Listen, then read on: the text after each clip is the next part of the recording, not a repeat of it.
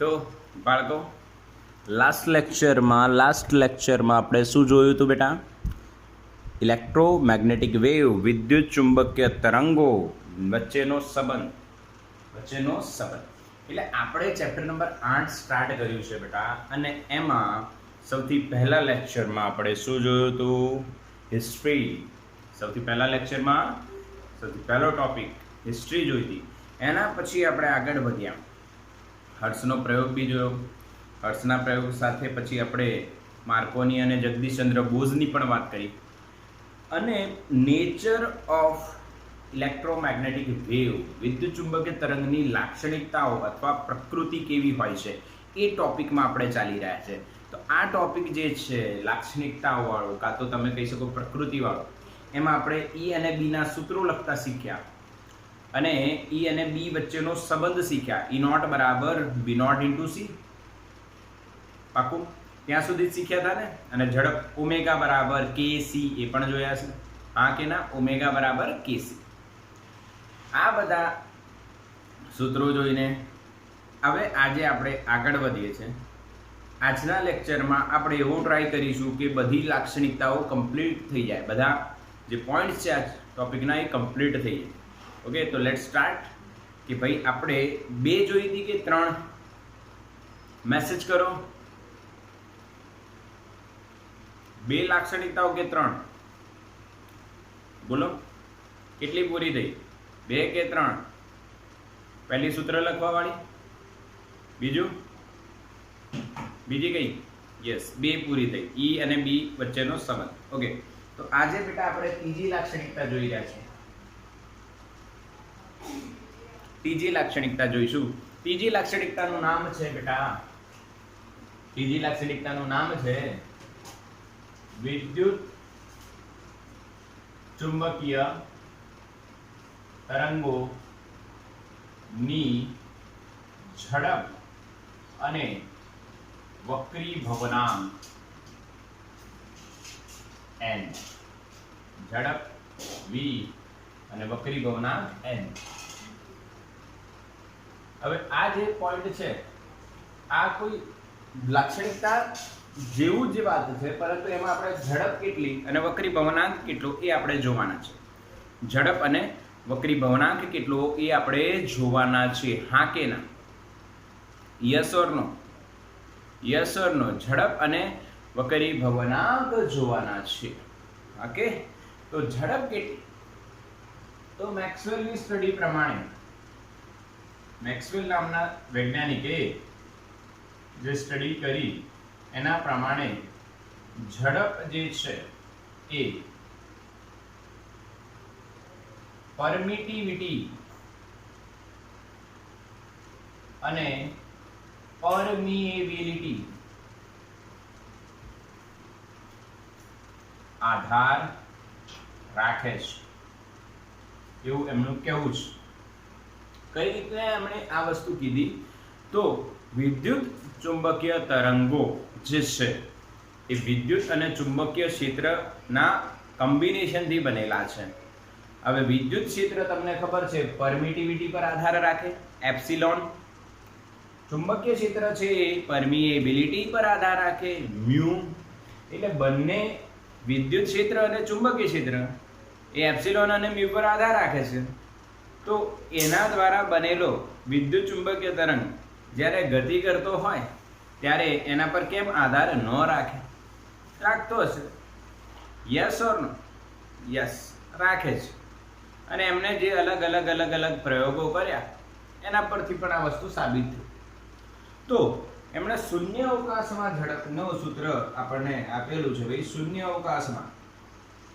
અવકાશમાં વિદ્યુત ચુંબકીય તરંગની ઝડપ, અરે બેટા, c બરાબર 1/√μ0 × ε0. આ સૂત્ર છે ઝડપનું. શૂન્ય અવકાશમાં જે ઝડપ છે વિદ્યુત ચુંબકીય તરંગની, એનું સૂત્ર આ છે ભાઈ. હવે આ કઈ રીતના આવ્યું? તો આને લાવવા માટે તમે એવું કહી શકો છો કે c is proportional to μ0 into epsilon naught, આની x ઘાત અને આની y ઘાત. ધોરણ 11 માં જતા રહો બેટા, ચેપ્ટર નંબર 2 માં જતા રહો. એમાં પારિમાણિક વિશ્લેષણનો જે એપ્લિકેશન છે, ઉપયોગો છે, એમાં ત્રીજો ઉપયોગ સમીકરણ બનાવવું. શું બનાવવું? સમીકરણ બનાવો. તો સમીકરણ બનાવવા માટે તમે c એ મ્યુ નોટ અને એપ્સિલોન નોટ પર કઈ રીતના આધાર રાખે છે એ લખ્યું. ઓકે, પછી બંને બાજુ પારિમાણિક સૂત્રો લખશો અને સરખાવશો તો તમે x અને y ની વેલ્યુ મળશે -1/2 -1/2. એ અહીંયા મૂકશો, આમાં મૂકશો પાછા તો સૂત્ર આ બનતો દેખાશે. બોલો હા કે ના?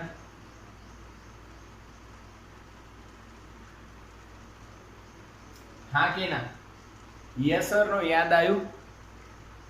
યસ ઓર નો બેટા, યાદ આવ્યું કે નહીં? ક્લિયર કે નહીં આ વસ્તુ? યસ. યાદ કરજો કે આ સૂત્ર ક્યાંથી આવ્યું. ગપ્પા નથી મારવાના, કે ગોખવાનું નથી. હા, હાલાકી જો આપણે યાદ રહી જાય તો કોઈ, ગોખાઈ જાય તો પણ કોઈ તકલીફ નથી. ગોખાઈ જાય તો પણ કોઈ તકલીફ નથી બેટા. આમાં ગોખાઈ જાય તો પણ કોઈ તકલીફ નથી, આવડે તો પણ કોઈ તકલીફ નથી. પરંતુ કઈથી આવ્યું એવું ખબર હોય તો આપણને યાદ રાખવામાં સરળતા રહે છે. ઓકે, એટલે તમને ક્યાંથી આવ્યું એ બતાવે. ચલો ઠીક. હવે માધ્યમની વાત કરીએ. માધ્યમમાં વિદ્યુત ચુંબકીય તરંગોની ઝડપ એ v બરાબર 1/√μ અને એપ્સિલોન ના ગુણાકાર જેટલી થશે. હવે તમે કહેશો કે સર આ મ્યુ અને એપ્સિલોન નો ગુણાકાર શું છે?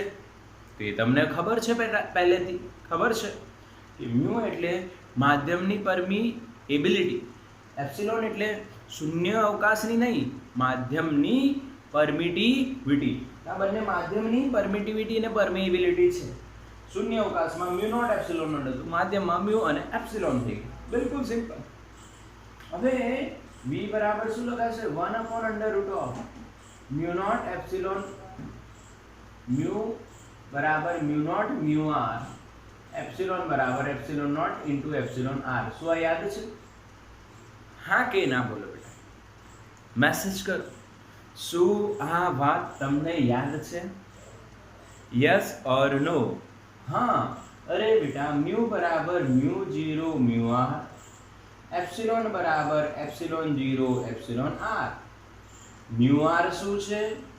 માધ્યમની સાપેક્ષ પરમિએબિલિટી. એપ્સિલોન r શું છે? માધ્યમની સાપેક્ષ પરમિટિવિટી. આવડે આપણને. અચ્છા, શૂન્ય અવકાશ માટે આ બંનેની વેલ્યુ તમે કહી શકો છો?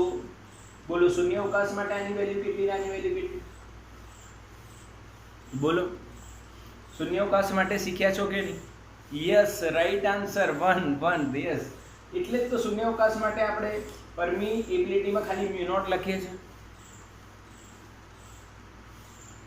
અને પરમિટિવિટીમાં ખાલી એપ્સિલોન નોટ લખીશું. ક્લિયર છે? બિલકુલ ક્લિયર, બિલકુલ ક્લિયર છે બેટા.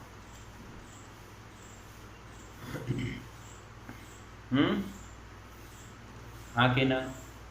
યસ ઓર નો? બિલકુલ બિલકુલ. ચલો, આખું કન્સેપ્ટ તમારે માઇન્ડમાં ઉતરી ગયો છે. હવે તમે એમ કહેશો કે સર તમે આના બે ભાગ પાડ દો ને, સિમ્પલ થઈ જશે.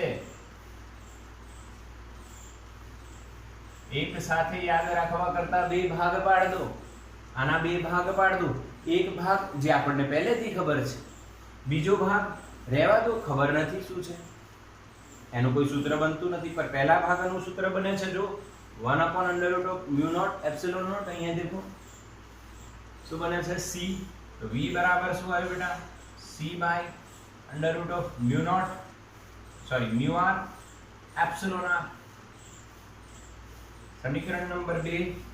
સમીકરણ નંબર 1. બોલો હા કે ના? ક્લિયર છે બેટા આ વાત? બિલકુલ ક્લિયર કરજો. બિલકુલ. આ જે c છે એ અહીંયા આવી ગયું, એ c અહીંયા મૂકી દીધું તો બચ્યું એ લખ્યું. અચ્છા, આમાં એક વસ્તુ બીજી કદાચ તમને જોવા મળે બેટા, ધ્યાન રાખજો. c બરાબર, ચલો હમણાં એની ચર્ચા નથી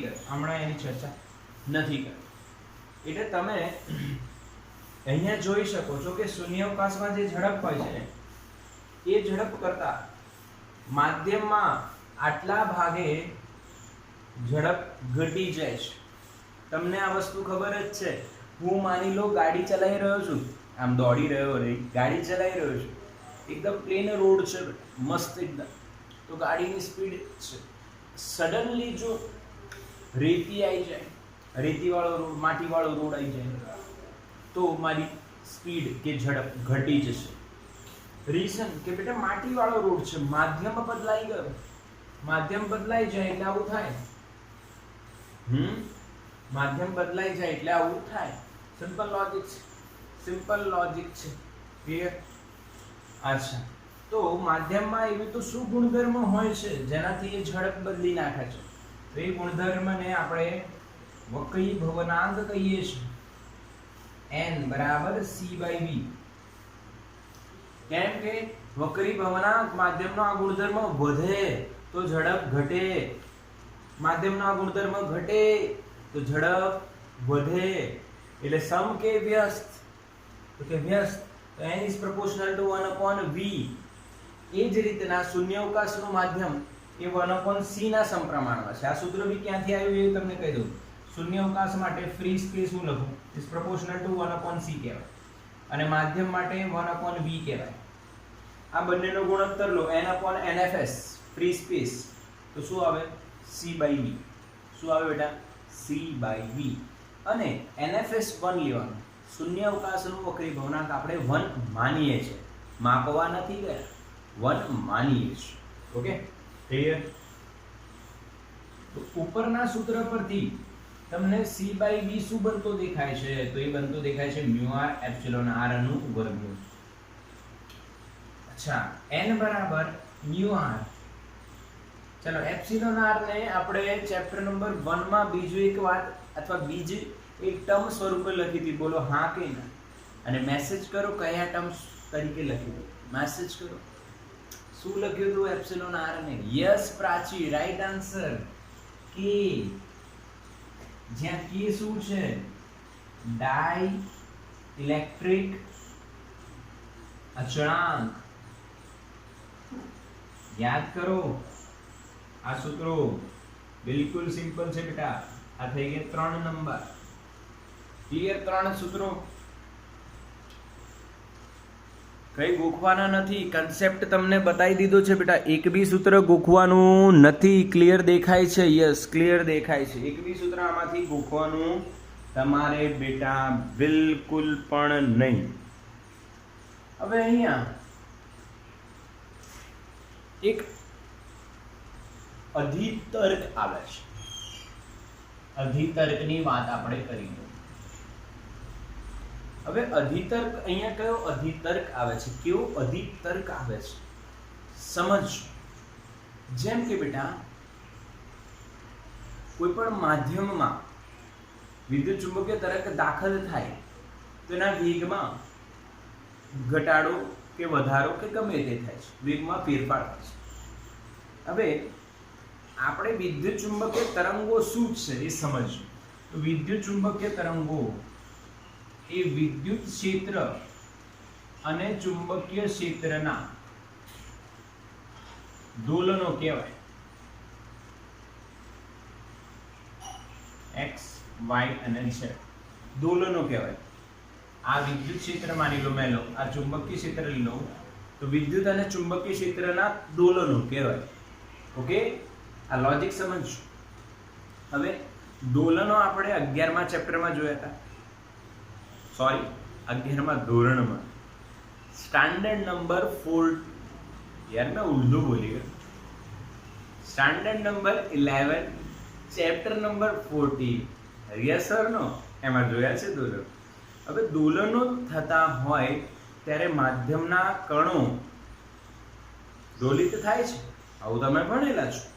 હવે માધ્યમના કણો દોલિત થાય છે. ધેટ મીન્સ જ્યારે કોઈ માધ્યમમાંથી તરંગ પસાર થાય છે,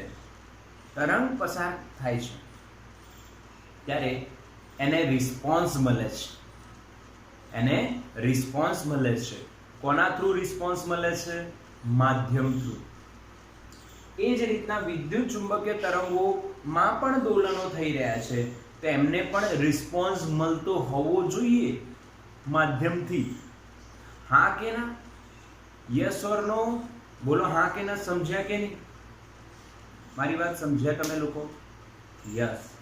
હવે લોજિકલ વાત આ જ છે, સમજો બેટા. લોજિકલ વાત શું છે કે ધ્યાન આપજો. એક તરંગ, એક દોરી છે બેટા, એક દોરી છે, દોરી છે એ માધ્યમ થયું. એમાંથી તમે કોઈ તરંગને આમ પસાર કરો તો એ તરંગ આગળ જશે, કેમ કે એનું માધ્યમ એ તરંગને રિસ્પોન્સ આપે છે. જો રિસ્પોન્સ ના આપે તો દોલનો થાય નહીં. અહીંયા વિદ્યુત ચુંબકીય તરંગો દોલનો કરી રહ્યા છે. હવે આ દોલનો થઈ રહ્યા છે એટલે કોઈક માધ્યમ એમને રિસ્પોન્સ આપતો હોવો જોઈએ, પણ આવો કોઈ માધ્યમ શોધાયો નથી. તો અહીંયા વૈજ્ઞાનિકોએ એ માધ્યમને ઈથર, એક કાલ્પનિક માધ્યમ એટલે અધિતર્ક આપ્યો છે. જેમ બોહર, કેમિસ્ટ્રીમાં તમે ભણ્યા છો બેટા, બોહરના 3 અધિતર્ક, L બરાબર NH/2π, યાદ હોય તો. એવી જ કક્ષામાં ભ્રમણ કરે છે, તેમાં તેનું કોણીય વેગમાન h/2π અથવા h ના પૂર્ણ ગુણાંકમાં હોય છે. આ અધિતર્ક હતું, ધારણા હતી, લોજિક. અહીંયા એમણે આવું ધાર્યું કે ભાઈ આ જે માધ્યમ છે, જે સમગ્ર રીતના જે આપણે શૂન્યાવકાશ ગણીએ છીએ, એ શૂન્યાવકાશની જગ્યાએ આપણે એક માધ્યમ વિચારી શકીએ, જેને ઈથર કહેવાય. એમણે એવું એક અધિતર્ક આપ્યો. બોલો હા કે ના બેટા? ક્લિયર છે? સ્ક્રીનશોટ લો તો ચાલ, સ્ક્રીનશોટ લો બેટા.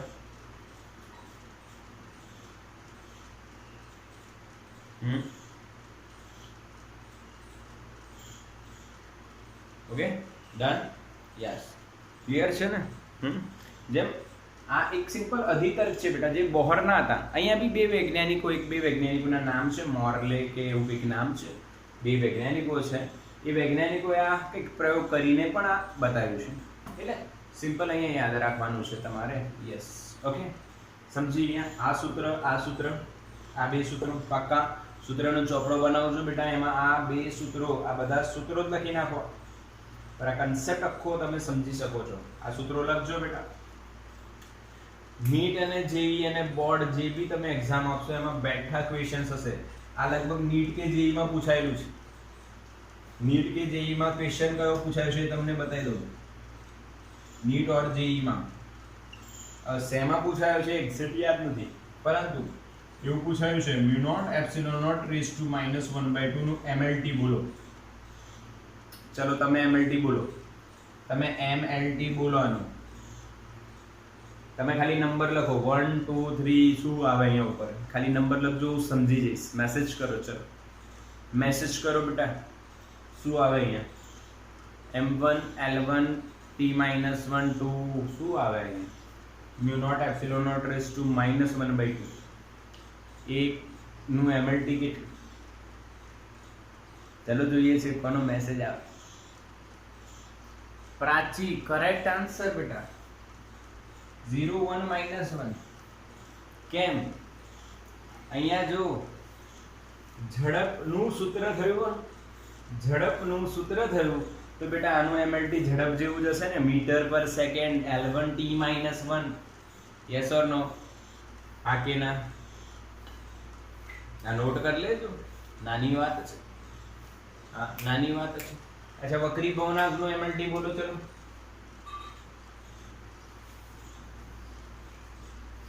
વક્રી ભવનાંકનું MLT બનાવો. 0 હીરવા, right answer. M0 L0 T0. Okay, આ તો આપણે સ્ક્રીનશોટ થઈ ગયું છે. એક રમત રમું છું, તમારે આન્સર આપવાનો છે.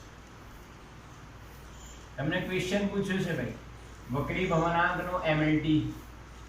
પહેલો M0 L1 T-1. બીજો ઓપ્શન M0 L0 T1 નહીં 0. ત્રીજો ઓપ્શન MLT 1 1 1. ચલો 1 1 બી હટાવી દીધું. ચલો 1. બતાવો કયો આન્સર રાઈટ છે. કયો આન્સર રાઈટ છે? ઓપ્શન મોકલો, મેસેજ કરો. ફોર્થ, યસ બેટા, fourth answer right. Yes, fourth. જો અમુક લોકોએ બી પણ આન્સર આપે છે, બીજો. મને ડાઉટ તો હતો જ, અને મેથ્સ વાળા લોકોએ આન્સર આપ્યો છે એટલે મને અજીબ લાગે છે બેટા. m ની 0 ઘાત એટલે 1, l ની 0 ઘાત એટલે 1, t ની 0 ઘાત એટલે 1, એટલે 1 ના થાય. એટલે મેં આ ક્વેશ્ચન MLT નો ઓપ્શન સાથે પૂછ્યો છે. ઓપ્શન સાથે વક્રી બહુણાંક, જેનો કોઈ પારિમાણિક સૂત્ર ન હોય તેને MLT પૂછે તો જવાબ આવે 1. આ બી ના આવે, અહીંયા 1 1 છે. પાછા એવું ના વિચારે કે અહીંયા કશું નથી એટલે 0 ના. ચલો, બધાને ક્લિયર છે બેટા? ચલો આગળ વધીએ. ચોથી જે લાક્ષણિકતા છે અથવા નેચર છે એના વિશે ચર્ચા કરીએ. ચોથો પોઈન્ટ જે છે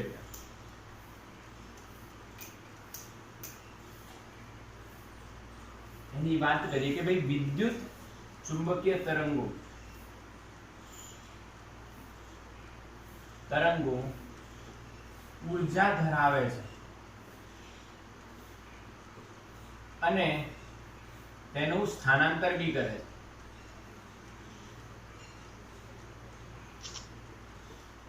સ્થાનાંતર કરે છે એનો મતલબ શું બેટા? એક જગ્યાએથી બીજી જગ્યાએ લઈ જશે. અમે શોર્ટમાં લખી દીધું છે, એક જગ્યાએથી બીજી જગ્યાએ લઈ જાય છે. એટલે આનો એક સિમ્પલ એક્ઝામ્પલ આપું તમને. આ સૂર્ય છે. સૂર્ય જે છે એ પૃથ્વી પર વિદ્યુત ચુંબકીય તરંગો મોકલે છે, જેનાથી આપણને ઉષ્મા ઉર્જા મળે છે. ક્લિયર? હા કે ના બેટા? યસ ઓર નો? એટલે હવે આ જે આવે છે પ્રકાશ ઉર્જા આપણે કહીએ છીએ, તો આ વિદ્યુત ચુંબકીય તરંગો થયા ને બેટા. વિદ્યુત ચુંબકીય તરંગો ઉર્જા ધરાવે છે અને તેનું એક જગ્યાએથી બીજી જગ્યાએ સ્થાનાંતર પણ કરે છે. યસ ઓર નો? બિલકુલ ક્લિયર કે નહીં? समझण पड़ी बेटा? हाँ, चलो बताओ. पृथ्वी में मोटी केम दोरी? केम में पृथ्वी मोटी दोरी? सूर्य मोटो नहीं?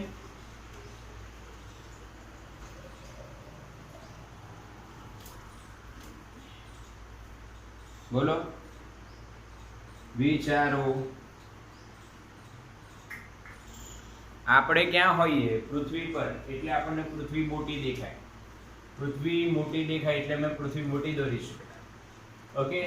હવે જો વિદ્યુત ચુંબકીય તરંગો ઉર્જા ધરાવે છે, હા, અને એક જગ્યાએથી બીજી જગ્યાએ તેનું સ્થાનાંતર પણ કરે છે, એ પાકી વાત છે. હવે જે આપણે ચર્ચા કરીશું આમાં એ ઉર્જા ઘનતાની ચર્ચા કરીશું. કેમ કે ઉર્જા જો ક્ષેત્રફળ અનુસાર બદલાતી હોય, જેમ કે તમે એક જગ્યાએ પ્રકાશ આવતો હોય તો અલગ આપણા રૂમમાં જ તમે જોઈ શકો છો, જો લાઇટ ઓન કરો તો અલગ અલગ જગ્યાએ અલગ અલગ ભાગમાં અલગ અલગ પ્રકાશ જાય છે. એનો મતલબ વિદ્યુત ચુંબકીય તરંગો અમુક જગ્યાએ વધારે જાય, અમુક જગ્યાએ ઓછું જાય. એટલે ઉર્જા સતત ન હોય, સપાટી પર ઉર્જા સતત ન હોય. જ્યારે ઉર્જા સતત ન હોય ત્યારે એને ઘનતા વ્યાખ્યાયિત કરવામાં આવે છે. તો ઉર્જા ઘનતા જે છે એ તમને ખ્યાલ જ છે. હવે અહીંયા તમને બે વસ્તુ તો ખબર જ છે, જે તમે પહેલા ભણી ચૂક્યા છો. પહેલી છે વિદ્યુત ઉર્જા ઘનતા, બીજી છે ચુંબકીય ઉર્જા ઘનતા. આ બંને તમે ભણી ચૂક્યા છો. મેં જ તમને ભણાવી હતી. યુ ઈ બાય વી એટલે સ્મોલમાં આપણે લખતા હતા એકમ કદ દીઠ વિદ્યુત ઉર્જા. એટલે આનું સૂત્ર આવતું હતું half epsilon not E square. બોલો હા કે ના? અને આનું આના પરથી જ બનાવી દો. એમ લખી દઉં છું, બી ની જગ્યાએ હું એમ લખું છું, સમજી દેજો. યુ એમ મેગ્નેટિક, કાં તો બી લખો તો પણ ચાલે. હાફ તો રહેશે જ નીચે. એપ્સિલોન નોટ ની જગ્યાએ મ્યુ નોટ આવશે 1 અપોન આ બેનો જે સંબંધ છે વ્યસ્ત આવે, ખબર છે ને? અને ઈ ની જગ્યાએ ઈ સ્ક્વેર આવશે. પાકું? હા કે ના? આ આપણે ભણ્યા છે, આ લગભગ ચેપ્ટર 2 માં ભણ્યા છે, આ લગભગ ચેપ્ટર 6 માં ભણ્યા છે. બંને સૂત્રો યાદ રાખવા ઉર્જા ઘનતાના. હવે આ વિદ્યુતની ઉર્જા અને આ ચુંબકીયની, તો વિદ્યુત ચુંબકીય તરંગની ઉર્જા ઘનતા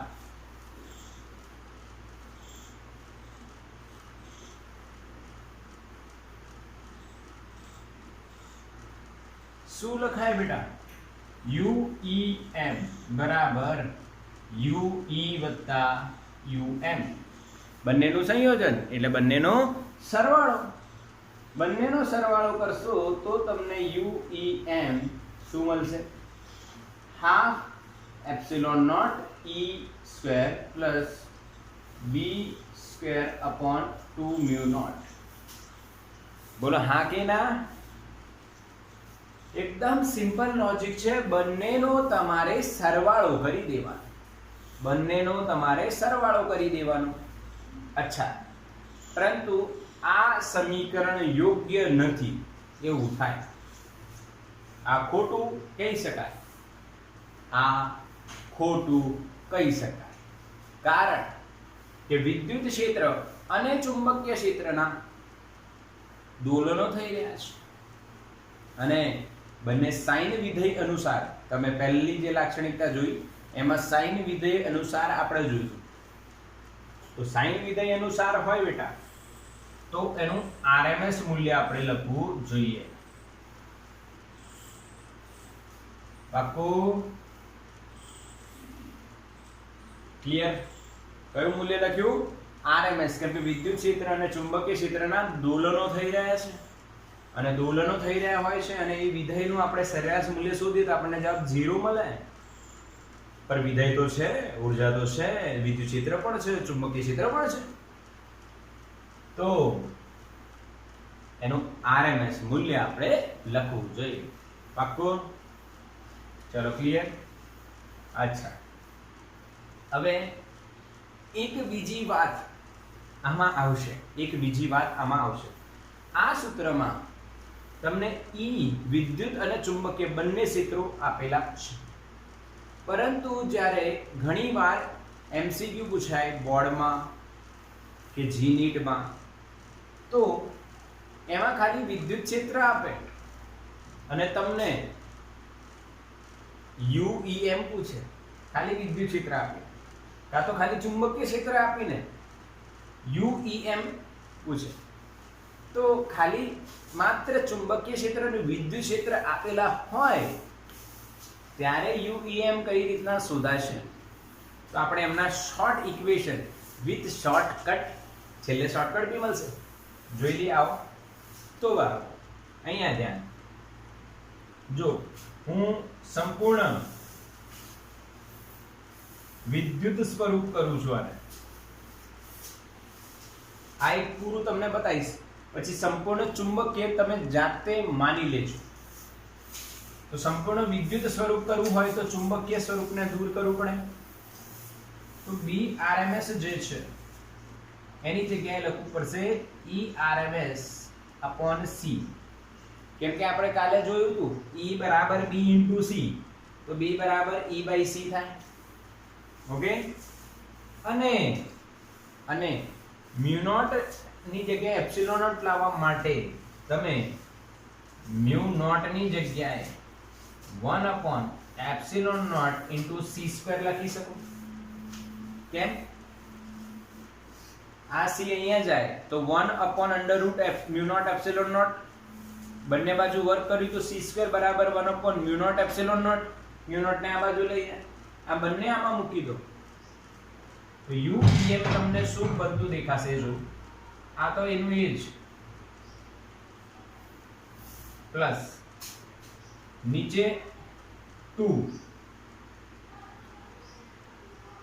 BRMS એટલે ERMS upon C એનો વર્ગ એટલે અહીંયા વર્ગ થઈ જશે. નીચે અહીંયા 2 મ્યુ નોટ, તો 2 મ્યુ નોટ ની જગ્યાએ શું લખીશું? 1 upon C square into epsilon not. ધ્યાન આપજો, આ C સ્ક્વેર કટ થઈ જશે, છેદનો છેદ અંશમાં જશે એટલે આના જેવું જ થઈ ગયું. I અડધું ને I અડધું તો 1 થઈ જશે એપ્સિલોન નોટ સ્ક્વેર RMS. બોલો આવડ્યું?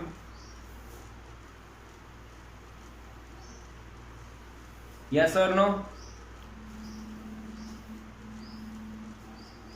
મેસેજ કરો યસ. અને સંપૂર્ણ ચુંબકીય સ્વરૂપ જો તમારે કરવું હોય તો સેમ ERMS ને દૂર કરવા પડશે આમાંથી અને એપ્સિલોન નોટ. ERMS ની જગ્યાએ BRMS into C અને એપ્સિલોન નોટ ની જગ્યાએ 1/c² into mu નોટ કરવાના. આ બંને આમાં મૂકશો સમીકરણ 1 માં મૂકતા અહીંયા બી લખી દઉં છું સમીકરણ 1 માં મૂકતા એટલે તમને ખ્યાલ આવે બેટા. તો મૂકી દો તો તમને UEM ડાયરેક્ટલી હું લખું છું બેટા b² RMS upon mu not. Clear? હા કે ના? હા કે ના? બોલો આવડ્યું? એવું જ થશે, એવું જ થશે. તમે મૂકીને જોઈ લેજો, સોલ્વ કરજો. હું તમને ટ્રીક આપું છું how to remember this equations. કઈ રીતના બધા ઇક્વેશન યાદ રાખવાના. તો સર તમે પહેલા યાદ રખાવડાયા હતા, આ તો યાદ છે જ, આ તો બધાને યાદ છે જ. પર સર હવે આ પાછા નવા યાદ રાખવાના. તો બેટા નવા કશું જ નથી. વિદ્યુત અને ચુંબકીય અલગ અલગ ઉર્જા ઘનતા તમે લખો તો અડધી અડધી આવે. હા કે ના? અને જ્યારે ભેગી લખો અને વિદ્યુત સ્વરૂપે લખો તો એ અડધો જતું રહે, બગડો નીચેથી જતો રહે. ચુંબકીય સ્વરૂપે લખો તો નીચેનો બગડો જતો રહે. આ શોર્ટ ટ્રીક, શોર્ટ ટ્રીક. ફટાફટ યાદ આવશે બેટા, ફટાફટ આપણને આ યાદ આવશે જ.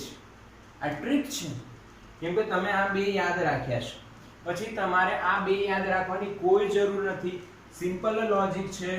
વિદ્યુત અને ચુંબકીય તમે એકલી ઉર્જા ઘનતા લખો તો અડધું અડધું આવે અને ભેગી લખો તો અડધું ગાયબ થઈ જાય, એક થઈ જાય.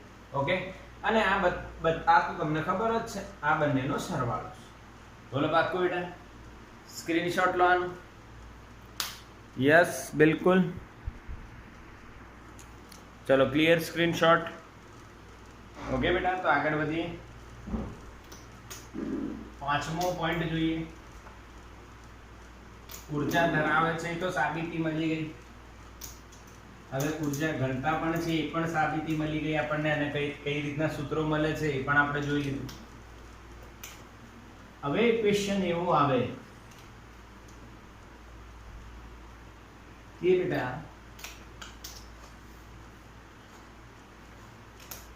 આ જે વાત છે એ પ્રમાણે આપણે સમજીએ અહીંયા કે જો હવે પાંચમા પોઈન્ટમાં એક વાત સમજ. આપણે એમ કહીએ છીએ કે પ્રકાશ જે લાઇટ છે એ વિદ્યુત ચુંબકીય તરંગો છે. તો તમે જોયું હશે કે ભાઈ પ્રકાશની તો તીવ્રતા પણ હોય. હા, તમે એક નાનો બલ્બ લગાવો તો એ ઓછો પ્રકાશ આપે, એક મોટો હેલોજન બલ્બ લગાવો ભાઈ તો એ બહુ જ વધારે તીવ્રતા આપે. તો તીવ્રતા પણ ઇમ્પોર્ટન્ટ છે. એટલે પાંચમો ટોપિક આપણો છે વિદ્યુત ચુંબકીય તરંગોની તીવ્રતા. ભાઈ તીવ્રતા વ્યાખ્યાયિત કરી રહ્યા છે, અહીંયા ધ્યાન આપજો. તીવ્રતા શું છે, કઈ રીતના વ્યાખ્યાયિત થાય છે. તો તમે સૌથી પહેલા એક પાઠ વિચારી લો બેટા. આ પાઠ વિચારી લો જેનું ક્ષેત્રફળ, આડછેદનું ક્ષેત્રફળ એ છે લંબઘન. વિચારી લંબઘન શું છે? લંબઘન. હવે આ લંબઘનમાં વિદ્યુત ચુંબકીય તરંગો એન્ટર થઈ રહ્યા છે. વિદ્યુત ચુંબકીય તરંગો એન્ટર થઈ રહ્યા છે. બરાબર? બરાબર છે. તો હું તમને એક પ્રશ્ન પૂછું.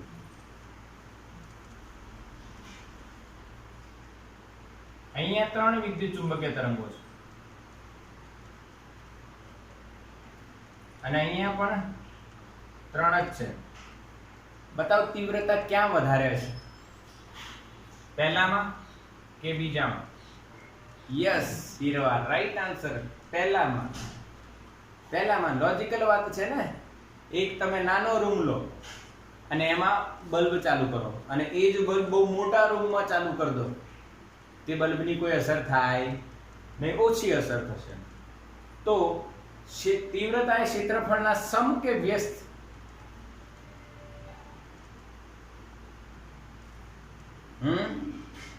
હા કે ના? સમજ્યા કે નહીં સમજ્યા? Yes yes yes.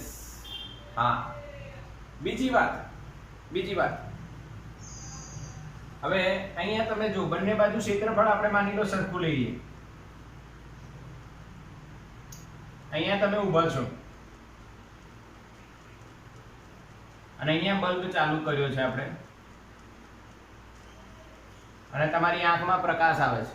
બેટા અહીંયા 100 વોટનો બલ્બ ચાલુ કર્યો છે, અહીંયા 500 વોટનો બલ્બ ચાલુ કર્યો છે. બોલો ક્યાં તમારી આંખમાં, પહેલા કેસમાં કે બીજા કેસમાં વધારે તીવ્રતા અનુભવ થશે? બીજા કેસમાં. Right answer Sabir, right answer. બીજા કેસમાં વધારે થશે, બીજા કેસમાં. એટલે તમે એમ કહી શકો છો તીવ્રતા એ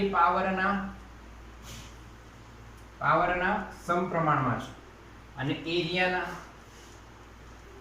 વ્યસ્ત પ્રમાણ છે. બોલો હા કે ના? બિલકુલ સિમ્પલ વાત છે, એકદમ સિમ્પલ સીધી વાત છે.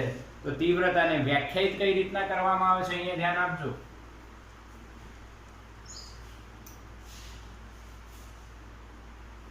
ધ્યાન આપવાની વાત છે કે ભાઈ એકમ ક્ષેત્રફળ અને એકમ સમયમાં પસાર થતી વિકિરણ ઉર્જાને અથવા ઉર્જાને વિદ્યુત ચુંબકીય તરંગોની તીવ્રતા કહે છે.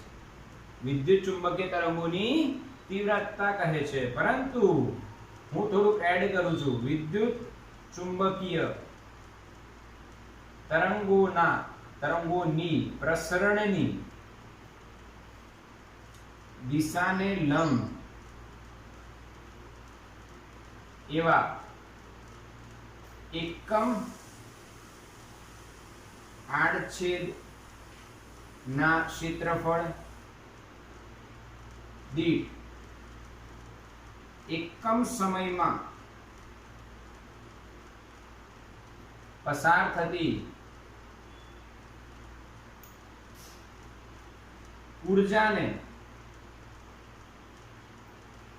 વિદ્યુત ચુંબકીય તરંગોની તીવ્રતા કહે છે. બોલો હા કે ના? હા, રેકોર્ડિંગ પોઝ થઈ ગયું એટલે આપણે થોડા સ્ટોપ થવા રહ્યા ભાઈ, થોડા ઊભા રહ્યા. રેકોર્ડિંગ બી એમ કે છે બહુ ભણી લીધું સાહેબ. આટલું બધું ભણાવશો તો આ બધા છોકરાઓ ટોપ કરશે. અરે કરશે ભાઈ, કેમ નહીં કરે? આપણા બાળકો છે જરૂર ટોપ કરશે, જરૂર ટોપ કરશે બેટા. ક્લિયર? ચલો ઠીક છે. હવે અહીંયા તમને એમ કહેવામાં આવે કે ભાઈ તીવ્રતાનું સૂત્ર બનાવો ભાઈ. તો તીવ્રતા બરાબર એકમ ક્ષેત્રફળ દીઠ એકમ સમયમાં પસાર થતી ઉર્જા. બોલો હા કે ના? અરે હા કે ના?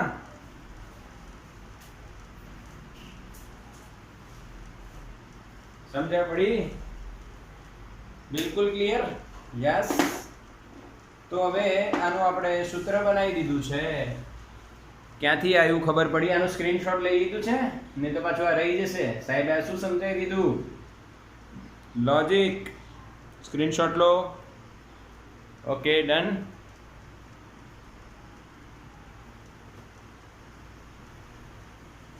હવે ધ્યાન આપજો અને સંજ્ઞા સ્વરૂપે લખીએ I બરાબર U/AT. આ પહેલું સૂત્ર. બીજું સૂત્ર I બરાબર P/A. કારણ ઊર્જા છેદમાં સમય એટલે પાવર કહેવાય. આનું એકમ વોટ પર, પાવરનો વોટ અપોન ક્ષેત્રફળનો મીટર સ્ક્વેર પારિમાણિક સૂત્ર તમે બનાવી શકો છો બેટા, હા કે ના? પારિમાણિક સૂત્ર હું નથી કહેતો, તમે બનાવી લેજો. ક્લિયર છે? Yes or no? Okay, yes, બિલકુલ બિલકુલ બિલકુલ ક્લિયર. હવે જો ઘણી વખતે અગેન એવા ક્વેશ્ચન, એવા એમસીક્યુ પૂછવામાં આવે છે નીટ બોર્ડમાં કે તમને આ સૂત્ર કામ તો લાગે પર વાર લાગે, કામ તો લાગે પર વાર લાગે. કેમ? તમે આના પરથી એ સમીકરણો બનાવશો. એટલે હું તમને અહીંયા જ બનાવી આપું છું, ધ્યાન આપજો. અહીંયા શું બનાવી આપું છું ભાઈ?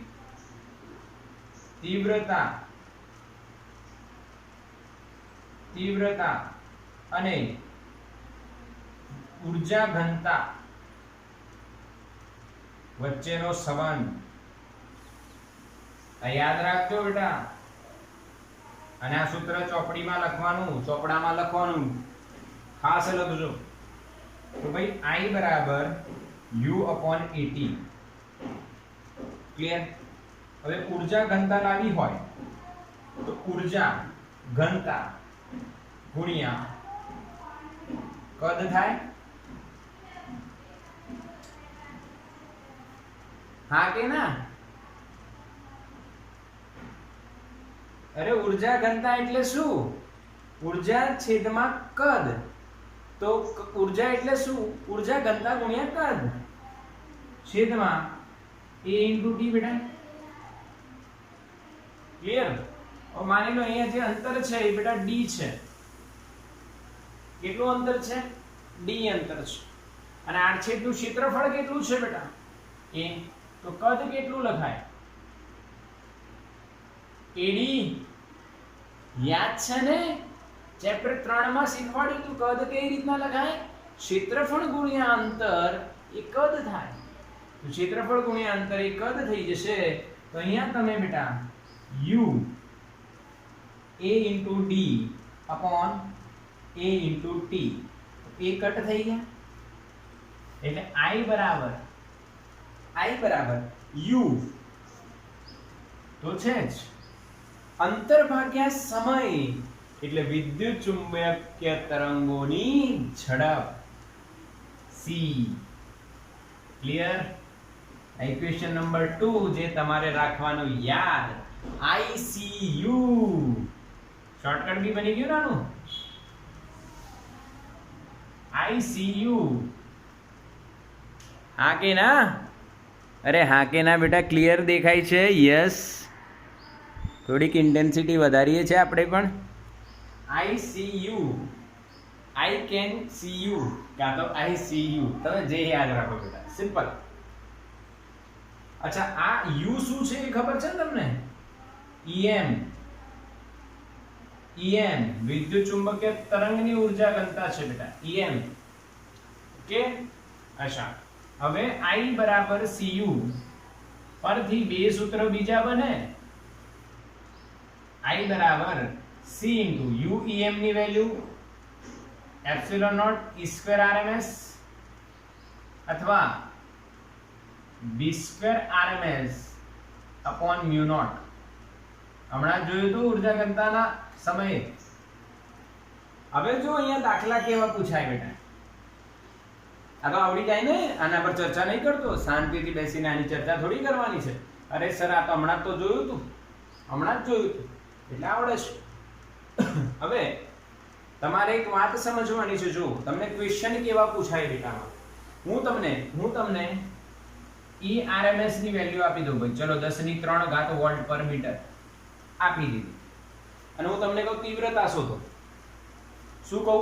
તીવ્રતા શોધો. તો અહીંયા ERMS મૂકવાનું. એપ્સિલોન નોટ ની વેલ્યુ ખબર છે ને? પાછું ભૂલી ગયા તો નહીં ને? 8.854 ગુણ્યા 10⁻12. મ્યુ નોટ ની વેલ્યુ ખબર છે ને? 4 pi into 10⁻7. આ બધી વેલ્યુઝ મૂકી દેવાની એટલે ડાયરેક્ટ આન્સર આવી ગયો. યસ ઓર નો? બાકી તમને આ બે સૂત્ર પરથી આ લાવવું થોડું અઘરું પડી જાય, એટલે ટ્રિક છે. બીજી વાત, તમને EM આપ્યું હોત, EM માની લો 10⁵ ગમે તે વોલ્ટ પર મીટર આપ્યું, તો તમે શું કરશો? તો EM પરથી તમે ERMS શોધશો. Em/√2 અને એ અહીંયા મૂકશો. પાક્કું? હા કે ના? યસ, બિલકુલ બિલકુલ ક્લિયર. આ એમસીક્યુ માટેની વાત છે. એટલે તમે બેટા પાવર અપોન એરિયા થી U/AT થી સીધી તીવ્રતા મળશે, પણ ઘણી વખતે તમને વિદ્યુત ઉર્જા ઘનતા આપે તો ICU નો યુઝ કરવો પડશે. વિદ્યુત ક્ષેત્ર અથવા ચુંબકીય ક્ષેત્ર આપે તો આ સૂત્રોનો ઉપયોગ કરવો પડશે. આમાં એક વાત બીજું થાય બેટા, એક વાત બીજી થાય જે તમને કામ લાગશે, બહુ જ ઘણી વાર તમને કાર્યક્ષમતાની વાત કરશે. જોજો, સમજજો. એટલે આનો અર્થ શું છે કે બેટા એક બલ્બ છે, 100 વોટનો બલ્બ તમને કીધો હોય. કેટલા વોટનો? 100 વોલ્ટનો. અને એની કાર્યક્ષમતા એટલે ઈટા એ માની લો તમને કે 50% છે. 50% છે. તો આ જે 100 વોટ જે છે એ શું છે? 100 વોટ એ ઇનપુટ પાવર છે. બલ્બને ચાલુ થવા માટે કેટલો પાવર જોઈએ? સમજ્યા કે નહીં સમજ્યા? એક બલ્બ છે બેટા, એનો તમને એમ કે એનો પાવર ની રેટિંગ આટલી છે 100 વોટ અને એની કાર્યક્ષમતા 50% છે. એનો મતલબ આને તમે ઇનપુટમાં આપશો 100 વોટ તો અહીંયા તમને આઉટપુટમાં કેટલા મળશે? Eta into input. ઈટા 50% ને મૂલ્યમાં કન્વર્ટ કરી દો, ટકાને ભાગ્યા 100 કરી દેવાના, ગુણ્યા 100 એટલે જવાબ કેટલો મળશે બેટા? 50 વોટ. હા કે ના? યસ ઓર નો? બિલકુલ ક્લિયર. કાર્યક્ષમતા એટલે શું બેટા? Output power upon input. Simple. Output upon input એટલે કાર્યક્ષમતા. એનો એકમ ન હોય, કેમ કે આઉટપુટ અપોન ઇનપુટ સરખી રાશિ છે. હવે આમાં ક્વેશ્ચન કેવો પૂછાય? આ તો તમને આવડી ગયું, પણ ક્વેશ્ચન એવો પૂછે કે તીવ્રતા શોધો. તમને એમ કે જો પ્રશ્ન સાંભળજો, એક 100 વોટનો બલ્બ છે, એની કાર્યક્ષમતા 50% છે. તો એના દ્વારા 3 મીટર અંતરે તીવ્રતા શોધો. બલ્બને બિંદુવત લો, નાનું, એટલે બધી બાજુ તીવ્રતા એ આપે છે. આવું કે સમજ્યા કે નહીં સમજ્યા? 100 વોટનો બલ્બ લો, એની કાર્યક્ષમતા 50% છે અને એનાથી 3 મીટર અંતરે તીવ્રતા શોધવાની છે. તો પાવર આપેલું હોય તો પાવર અપોન ક્ષેત્રફળ. ધ્યાન આપજો. અને 3 મીટર અંતરે જઈને એને બિંદુવત લઈએ તો આખો ગોળો બને, એટલે ગોળાનું ક્ષેત્રફળ આવશે 4πr². સમજ્યા? હા કે ના? આ એક બિંદુવત ગોળો લો, એનાથી 3 મીટર અંતરે તીવ્રતા શોધવાની હોય તમારે, તો 3 મીટર તો બધી બાજુ હશે ને, તો એક કવચ બની ગયો. અને એ કવચનું ક્ષેત્રફળ કેટલું થાય? પૃષ્ઠનું ક્ષેત્રફળ હોય એટલું, 4πr². ઉપર જે પાવર લખશો ને બેટા, એ લખાશે આઉટપુટ પાવર. કયો પાવર લખાશે? Output power. પાક્કું? હા કે ના? યસ ઓર નો? આ પ્રકારનો એમસીક્યુ જો પૂછાય તીવ્રતાને લગતો તો તમને આવડશે, તમને 110% આવડશે. ક્લિયર છે બેટા? હા, હજુ લાક્ષણિકતાઓ બાકી છે બેટા, જે નેક્સ્ટ લેક્ચરમાં આપણે જોવાના છે. પણ આ લાક્ષણિકતાઓ બિલકુલ ક્લિયર કરજો અને બધાએ ઇક્વેશન નોટ કરી લેવા છે ચોપડામાં. હા,